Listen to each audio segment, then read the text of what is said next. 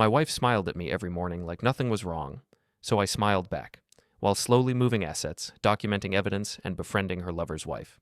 She never saw the trap until it closed.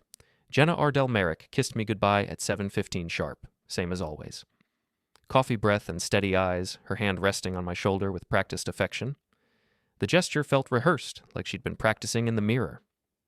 "Have a good day, honey," she said, already turning toward the kitchen counter where her phone waited. Always the phone. "You too, sweetheart." I returned the kiss with identical warmth, then grabbed my keys and briefcase. She never looked up as I left. But I didn't drive to my office that morning. Instead, I headed downtown to meet with Harold Brennan, the attorney who'd been handling my business contracts for the past 5 years. Harold specialized in asset protection, and I'd been learning a lot about that lately. The thing about betrayal is that it leaves traces. Jenna thought she was careful, but careful people don't forget to log out of shared cloud accounts. They don't leave credit card statements in their car's glove compartment. They don't whisper into their phones at midnight while their husband pretends to sleep. I'd been collecting those traces for 3 months now. Harold's office occupied the 15th floor of the Morrison building, all glass and steel overlooking the Willamette River. He was waiting for me with a stack of documents and that expression lawyers get when they're about to deliver expensive advice. "Cole, I've reviewed everything you sent me," he said, settling behind his mahogany desk. "The irrevocable trust is ready for signature. Once you transfer the assets, she can't touch them in a divorce proceeding." "And the rental properties?" "Your sister Sarah's LLC will take ownership by the end of the week. Perfectly legal transfer between family members." Harold slid the papers across the desk. "But I have to ask, are you certain about this course of action? Marriage counseling might be." "Harold."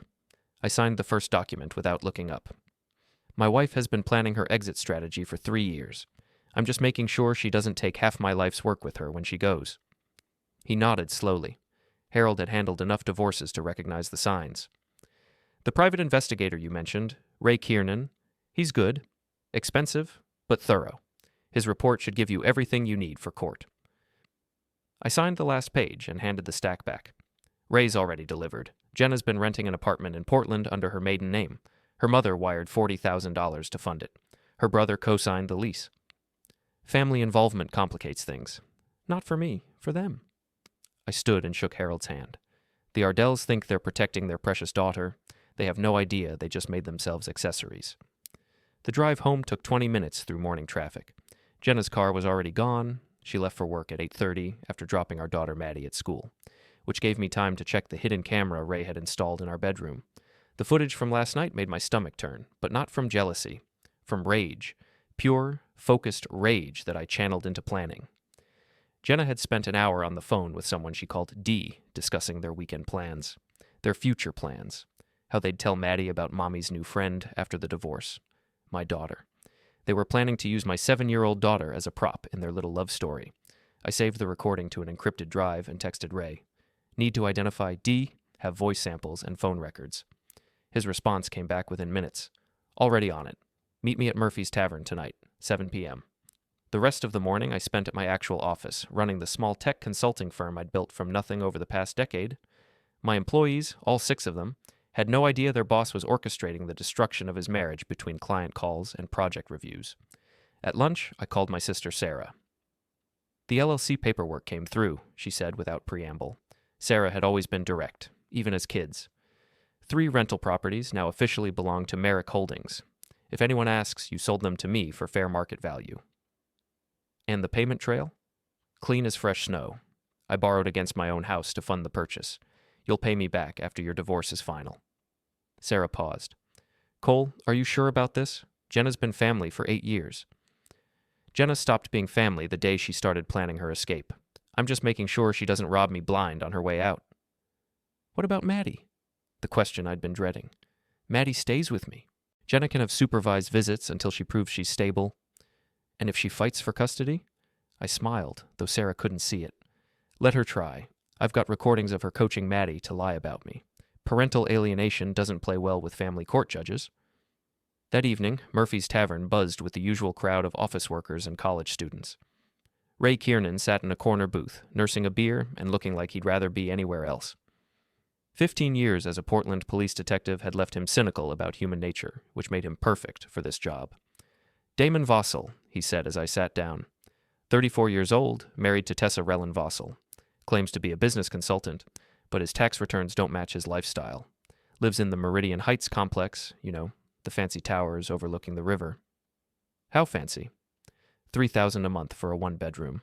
His wife runs a small marketing firm, pulls in maybe $60,000 a year. Either he's very good at consulting or he's got other income sources. Ray slid a manila folder across the table. Inside were photographs of a tall man with prematurely gray hair and the kind of smile that belonged in toothpaste commercials. Damon Vossel looked exactly like the type of man Jenna would find irresistible, polished, confident, and completely unaware that he was being watched. There's more, Ray continued. Damon's been married for 6 years. No kids, but they've been trying. His wife Tessa seems like a decent person, works long hours, volunteers at the animal shelter on weekends. She has no idea her husband spends his Tuesday and Thursday afternoons in Portland with your wife. Tuesday and Thursday? Jenna's late meetings. I followed her to the apartment building. She's got a key, walks right in like she owns the place. They stay for 2 to 3 hours, then she drives home to make dinner for you and Maddie. I studied the photographs. Damon getting out of his BMW. Damon entering the apartment building. Damon and Jenna together on the balcony, her head on his shoulder like some romantic movie poster. I want to meet his wife, I said. Ray raised an eyebrow. That's not usually how these things work, Cole. Nothing about this situation is usual. I closed the folder. Tessa Rellan deserves to know what her husband is doing, and I have a feeling she might be interested in helping me make sure justice gets served. Justice or revenge? I finished my beer and left money on the table. What's the difference? The next morning, Jenna kissed me goodbye with the same practiced smile. I kissed her back with the same practiced warmth. But this time, I was thinking about Tessa Rellan-Vossel and wondering how she'd react to learning her marriage was a lie. Some people deserve to know the truth. Others deserve to help deliver it. Tessa Rellan answered my call on the second ring. Mrs. Rellan, my name is Cole Merrick. I believe we need to talk about our spouses. Silence stretched between us for 10 seconds. Then, where would you like to meet? No denial, no confusion, no demands for explanation, just immediate understanding that her world was about to change. I liked her already. We met at Grind Coffee on Hawthorne, a place busy enough for privacy but public enough to feel safe. Tessa arrived first, a petite woman with auburn hair and intelligent brown eyes that had probably seen too much lately. She wore a simple blue dress and carried herself with the kind of quiet dignity that comes from keeping secrets. You're younger than I expected, she said as I sat across from her. You're exactly what I expected. I placed Ray's folder on the table between us. Your husband has excellent taste. She laughed, but there was no humor in it. Damon's always had excellent taste. Cars, clothes, restaurants, women. I just never thought I'd stopped being enough for him. How long have you suspected? 6 months, maybe longer. He started working late, taking weekend trips for clients who never seemed to call the house. His phone became surgically attached to his hand. Tessa wrapped her fingers around her coffee cup. But suspecting and knowing are different things. I opened the folder and slid the first photograph across the table. Damon entering the Portland apartment building, key in hand like he owned the place. Tessa stared at the image for a long moment. Where is this? The Riverside Towers, apartment 412. Your husband has been meeting my wife there twice a week for the past 8 months. I showed her the lease documents Ray had obtained. The apartment is in her maiden name, Jenna Ardell. Her family funded the deposit and first year's rent. Her family knows? Her mother wired $40,000. Her brother co-signed the paperwork. This isn't some spontaneous affair, Mrs. Rellan. This is a coordinated campaign. Tessa's face went through several expressions. Hurt, anger, calculation. The calculation interested me most. What do you want from me, Mr. Merrick? I want them to face consequences for their choices. Real consequences. Not just the inconvenience of divorce court. And you think I can help with that? I leaned forward. I think you have every right to help with that. Your husband and my wife have been planning their future while lying to our faces. They've involved her family, used our homes as staging areas, and treated us like obstacles to be managed. What kind of consequences are you thinking about? The kind that make them understand what they've destroyed. Your husband claims to be a consultant, but his tax returns don't match his lifestyle. My wife works in HR at a tech company that has strict policies about conflicts of interest and moral conduct. I paused. They've built their affair on lies and other people's money. I want to make sure everyone knows exactly who they really are. Tessa was quiet for several minutes, studying the photographs and documents. Finally, she looked up. Damon's consulting business is mostly fiction. He gets paid to introduce people, wealthy clients to investment opportunities, tech companies to potential partners. It's all handshake deals and cash payments.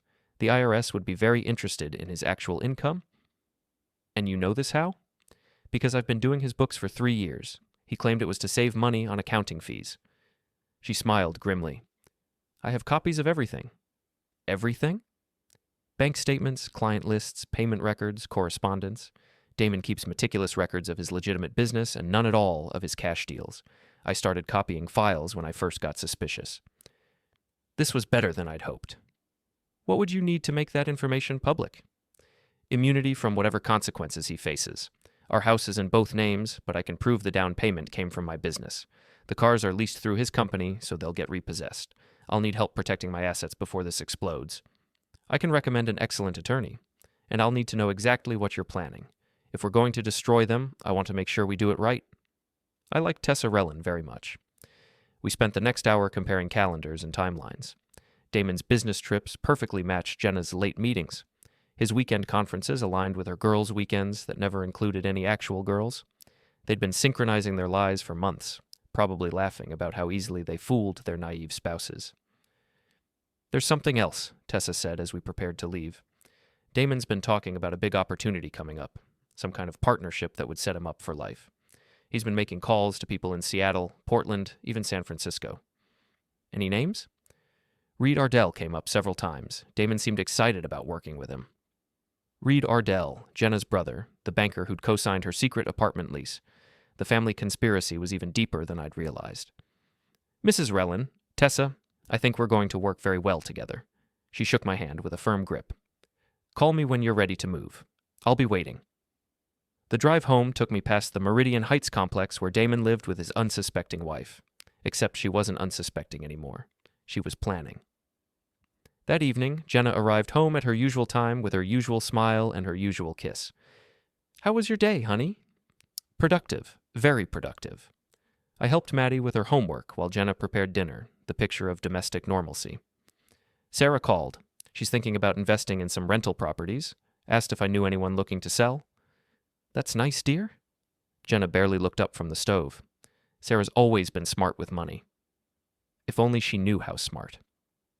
After Maddie went to bed, I retreated to my home office and opened the encrypted files Ray had provided. Damon Vossel's life looked perfect from the outside. Successful business, beautiful wife, luxury apartment, expensive car. But perfection built on lies has a way of collapsing when someone starts pulling the right threads. I opened my laptop and began typing an email to Harold Brennan, copying Tessa on the message. Harold, please prepare asset protection documents for Mrs. Tessa Rellan. She'll be needing your services very soon. Also, I believe we should schedule a meeting to discuss the tax implications of unreported consulting income. I have reason to believe the IRS might find certain business practices very interesting. Tessa's reply came back within minutes. The files you'll want to see are in a safe deposit box at First National. I can provide access tomorrow. When do we make our move? I looked at the calendar. Jenna's parents were hosting their 40th wedding anniversary party next weekend. The entire Ardell family would be there, along with all their friends and business associates. A perfect audience for the kind of revelation that destroys reputations. Next Saturday, I typed back, at the anniversary party. Time to show everyone who they really are. Some traps take months to build. The best ones are worth the wait. The morning of my in-laws' anniversary party, Jenna spent 2 hours getting ready. She tried on 3 different dresses, changed her jewelry twice, and spent 20 minutes perfecting her makeup in the bathroom mirror. You look beautiful, I told her, and meant it. Jenna had always been stunning, tall and elegant with blonde hair and blue eyes that could convince anyone of anything. It's what made her so good at her job in human resources, and so effective at lying to me. Thank you, sweetheart. She kissed my cheek, careful not to disturb her lipstick. I want everything to be perfect for Mom and Dad. Perfect. The word tasted bitter in my mouth. The party was being held at the Riverside Country Club, the same venue where Jenna and I had celebrated our own wedding 8 years ago. Her parents, Richard and Evelyn Ardell, had spared no expense, ice sculptures, live music, enough flowers to stock a funeral home. 200 guests mingling on the terrace overlooking the Columbia River, all there to celebrate 40 years of marriage.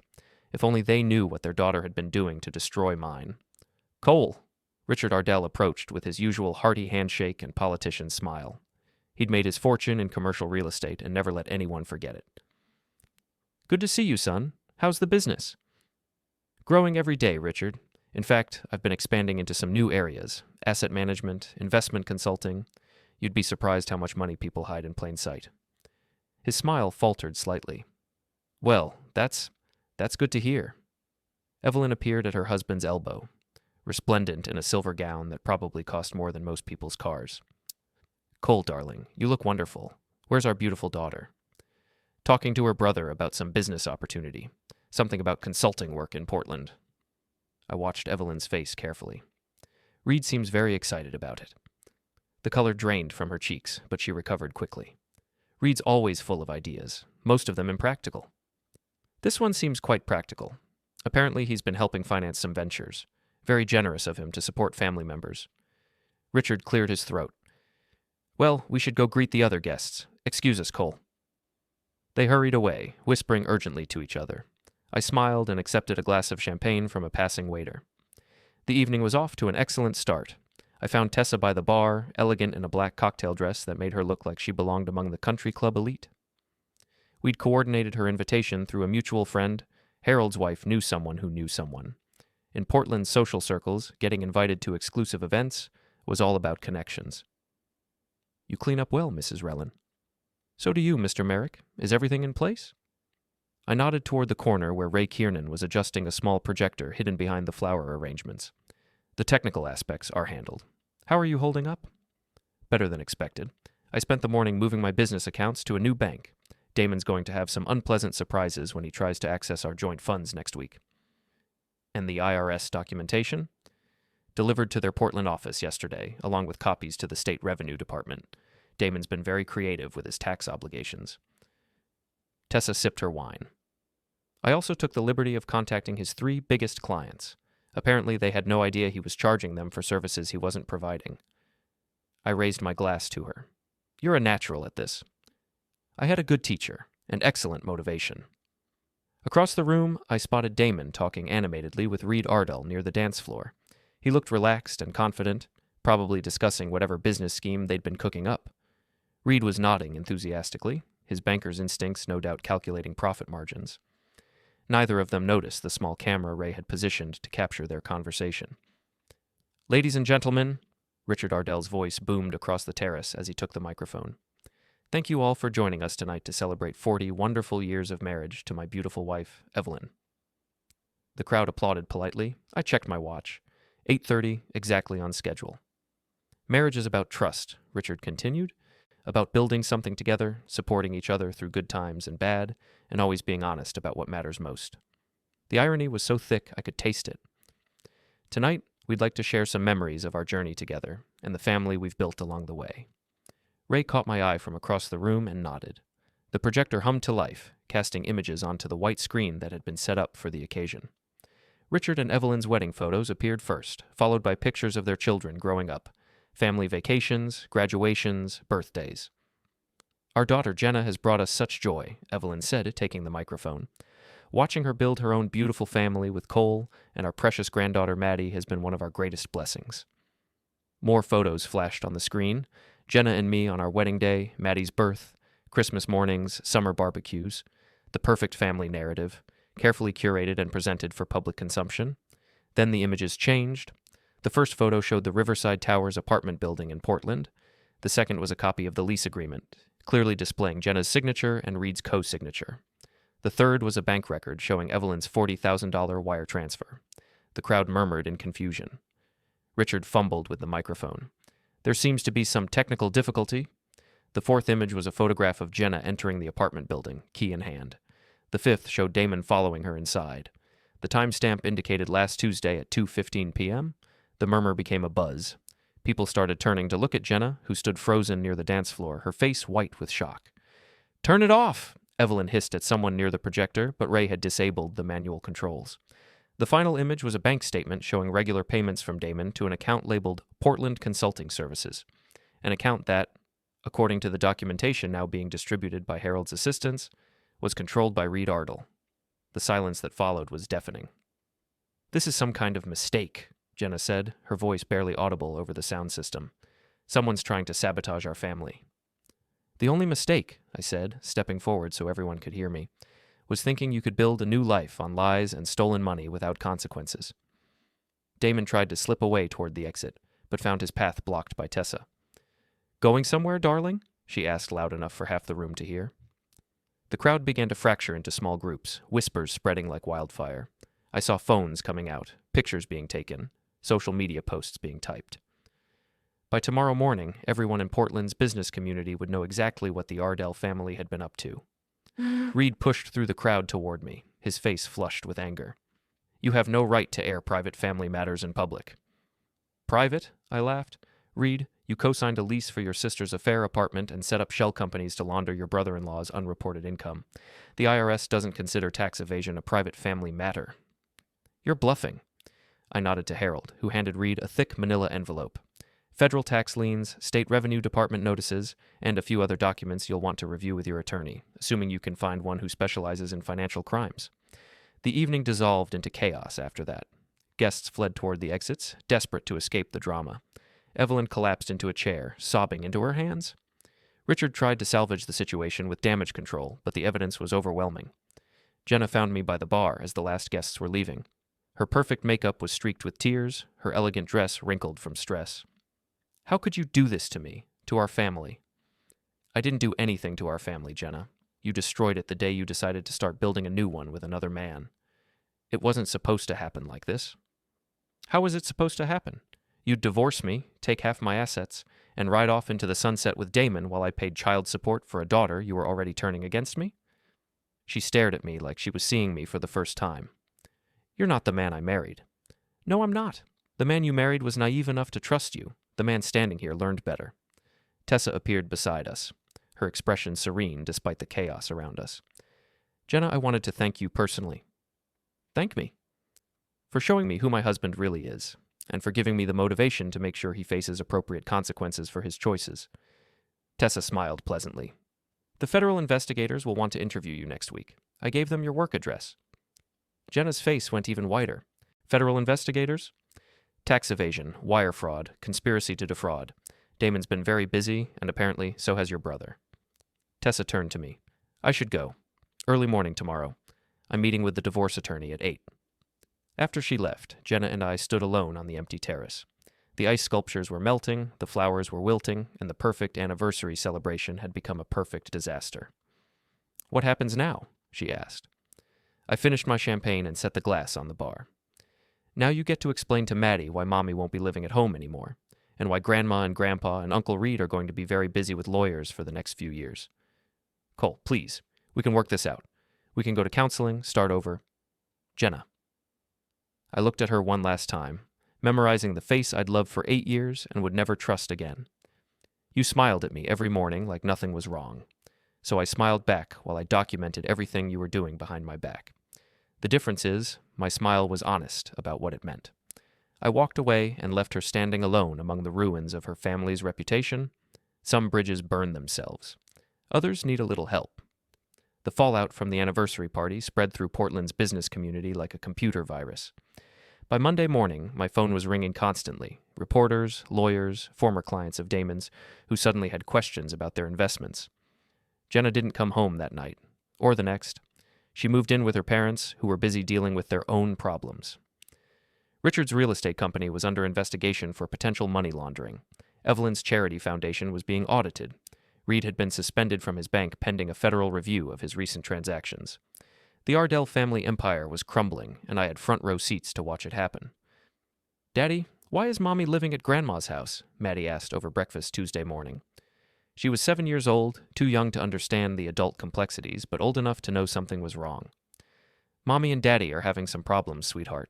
Sometimes grown-ups need space to figure things out. Is it because Mommy was lying? The question caught me off guard. What makes you say that? I heard her on the phone sometimes. She would talk different when she thought nobody was listening, like when she told someone she wished she could take me away from here. My daughter had been listening. Recording those conversations on the baby monitor hadn't been necessary. Maddie had heard everything herself. People say things when they're upset that they don't really mean, I told her, though I wasn't sure I believed it. Are you upset, Daddy? I looked at my 7-year-old daughter, so serious and thoughtful, trying to make sense of her world falling apart. I'm sad that things turned out this way. But I'm not upset with you, and I'm never going to leave you. That's a promise. She nodded solemnly and went back to her cereal. Children are remarkably resilient when they feel secure. My job was making sure Maddie always felt secure, no matter what chaos surrounded us. That afternoon, Harold called with updates from the legal front. Jenna's attorney filed for emergency custody of Maddie, he said. Claims you're emotionally unstable and potentially dangerous. Based on what evidence? The public humiliation at the anniversary party. They're arguing it shows a pattern of vindictive behavior that could escalate to violence. I laughed. Harold, I haven't laid a finger on anyone. Every piece of evidence I presented was obtained legally. Every financial move I made was documented and approved by you. I know that, and the judge will know that. But Jenna's playing the victim card hard, crying in court about how her vindictive husband destroyed her family's reputation. What about the recordings of her coaching Maddie to lie about me? That's our ace in the hole. Parental alienation trumps public embarrassment every time. But Cole, you need to be prepared for this to get nasty. Desperate people do desperate things. He was right about that. That evening, I came home to find my front door standing open and my house ransacked. Furniture overturned, drawers emptied, papers scattered across every room. Someone had been looking for something specific. I called the police, though I knew exactly who was responsible. Damon Vossel was facing federal charges and a divorce that would leave him with nothing. Desperate men take desperate risks. Officer Martinez took my statement while the crime scene technician dusted for fingerprints. Any idea what they might have been looking for? Financial documents, probably, or evidence that could be used in court proceedings. I surveyed the damage to my home office. My computer's missing, along with several file folders. We'll check local pawn shops and online marketplaces. Sometimes thieves try to sell electronics quickly. They wouldn't find my computer in any pawn shop. Damon was smart enough to destroy it, hoping to eliminate evidence of his financial crimes. What he didn't know was that I'd been backing up everything to cloud storage for months. Ray's paranoia about digital security had paid off. I spent the rest of the evening cleaning up and changing the locks. Tomorrow I'd install a security system and maybe get a dog. Maddie had been asking for a pet, and a German Shepherd would serve dual purposes. Wednesday brought more interesting developments. Tessa called with news from her divorce proceedings. Damon's assets have been frozen by the federal court, she said. The BMW's been repossessed, the apartment lease is being terminated, and his business accounts are empty. He's living in a motel near the airport. How are you holding up? Better than I expected. My attorney says I'll keep the house and my business. Damon's debts are his own problem now. She paused. There's something else. He tried to contact me yesterday, wanting to meet and discuss our situation. I recorded the call. And? He offered to testify against Reed Ardell in exchange for my help with his legal problems. Apparently your brother-in-law was more involved in the money laundering than we realized. Reed Ardell, the respectable banker, caught up in a federal investigation that started with his sister's affair. The irony was beautiful. What did you tell him? That he should discuss plea bargains with his attorney, not his ex-wife. But Cole, he sounded scared. Really scared. Men like Damon don't handle powerlessness well. She was right to be concerned. I'd been watching Damon's descent from successful consultant to federal fugitive, and desperate men were unpredictable. The break-in at my house was just the beginning. Thursday morning brought the news I'd been expecting. Jenna's company had terminated her employment for violating their ethics policy. Conducting a personal relationship that created conflicts of interest was grounds for immediate dismissal, especially when that relationship involved potential financial crimes. She called me that afternoon, crying. Cole, please, I've lost my job. My parents won't speak to me, and Reed's attorney says I might be called as a witness in his case. I can't handle this anymore. What do you want me to say, Jenna? That I'm sorry your choices have consequences? I want you to help me fix this, for Maddie's sake, if not for mine. Maddie's fine. She's safe, she's loved, and she's learning that actions have results. Maybe you should learn the same lesson. I made a mistake. You made 100 mistakes over 3 years. You involved your family in financing your affair. You coached our daughter to lie about me. You and your lover stole money and evaded taxes. I kept my voice level, professional. Those aren't mistakes, Jenna. They're crimes. The line went quiet for a long moment. Then, you've changed, Cole. You used to be kind. I used to be naive. Now I'm educated. After I hung up, I sat in my office looking at the photographs Ray had taken of Jenna and Damon together. They looked so happy, so confident, so sure they were smarter than everyone around them. Pride comes before the fall, but the fall is always harder than people expect. That evening, Maddie and I went shopping for a security system and came home with a German Shepherd puppy instead. Sometimes the best security is something that loves you unconditionally and happens to have very sharp teeth. What should we name him, Daddy? I watched the puppy explore his new home, fearless and curious about everything he encountered. How about Justice? Maddie giggled. That's a funny name for a dog. I think it's perfect. Some kinds of justice come from courts and judges. Others come with 4 legs and a tail that wags when you come home. Both have their place in the world. The final confrontation came on a rainy Thursday evening in November, 6 weeks after the anniversary party that destroyed the Ardell family's reputation. Damon Vossel was waiting in my driveway when I came home from picking up Maddie at school. He looked like a different man, unshaven, wearing a wrinkled suit that had seen better days, standing beside a rental car instead of his repossessed BMW. Federal investigations and divorce proceedings had aged him 10 years in 6 weeks. Daddy, who's that man? Maddie asked from the back seat. Someone who needs to leave. Stay in the car, sweetheart. I got out slowly, keeping my hands visible and my voice calm. Desperate men were unpredictable, and I had my daughter to protect. Hello, Damon. You're on private property. We need to talk, Cole. His voice was hoarse, like he'd been shouting or drinking. Maybe both. This has gone far enough. I agree. You should have stopped 6 months ago when you had the chance. You destroyed my life, my marriage, my business, my reputation. Everything's gone because of your vindictive little revenge scheme. I almost laughed. I didn't destroy anything, Damon. I just made sure people knew what you'd been doing behind their backs. If that destroyed your life, maybe you should have made better choices. Better choices? He stepped closer, his hands clenched into fists. You want to talk about choices?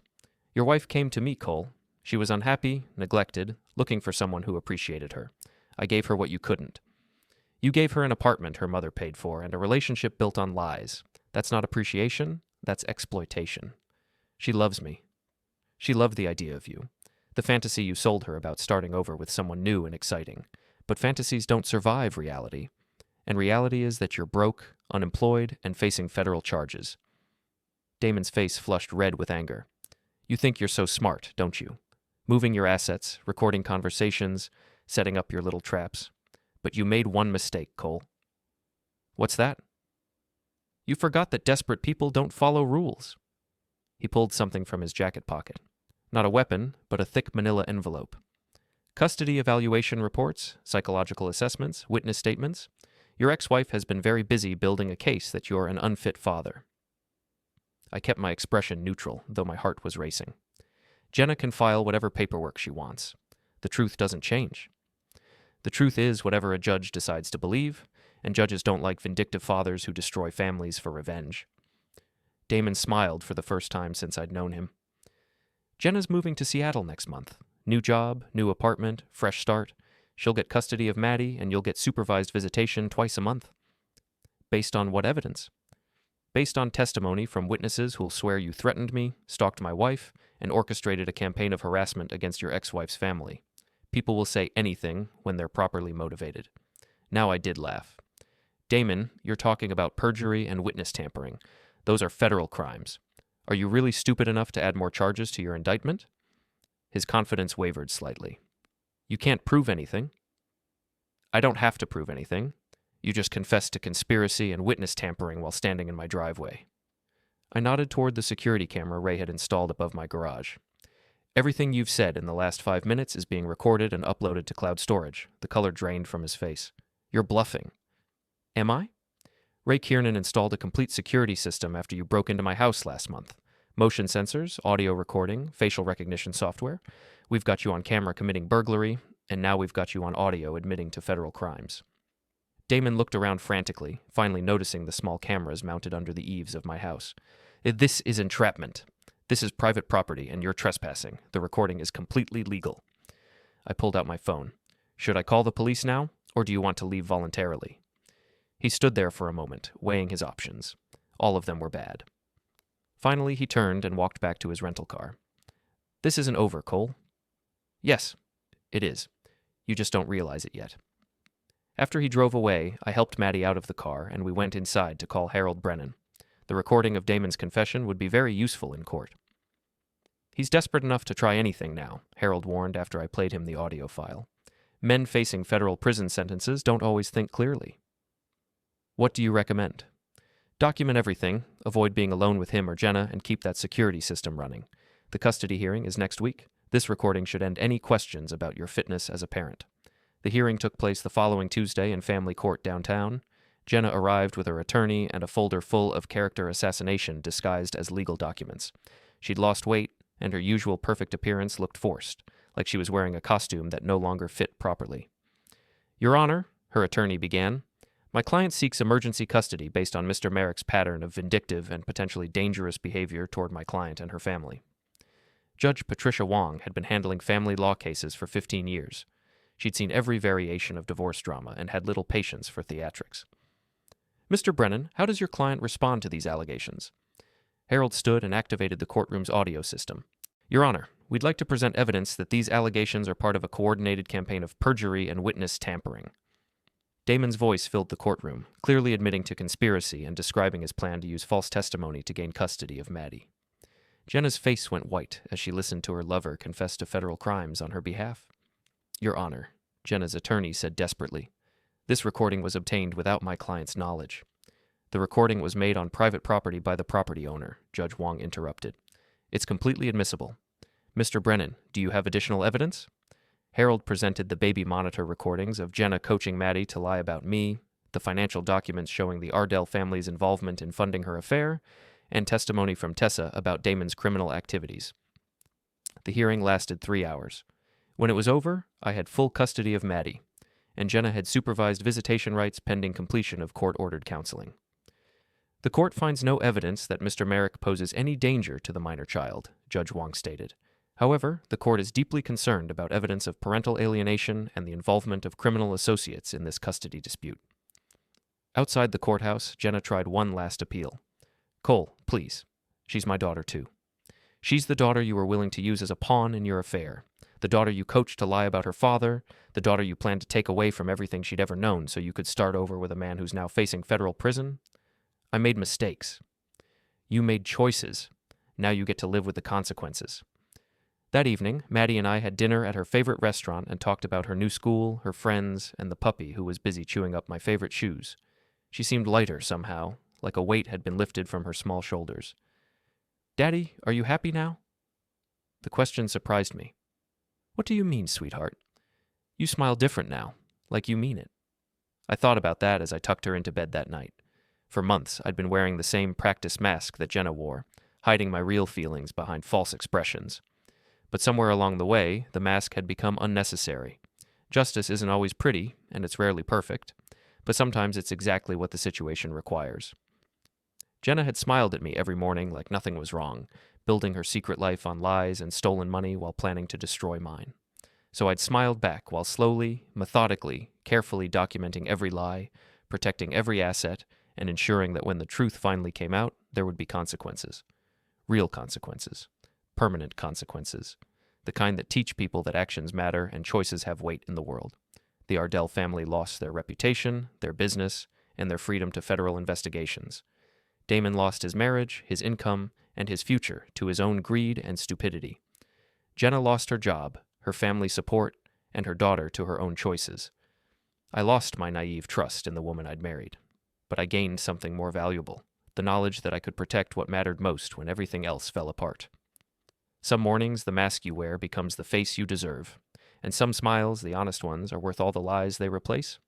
The trap had closed exactly as planned. Sometimes that's the only justice available in an unjust world.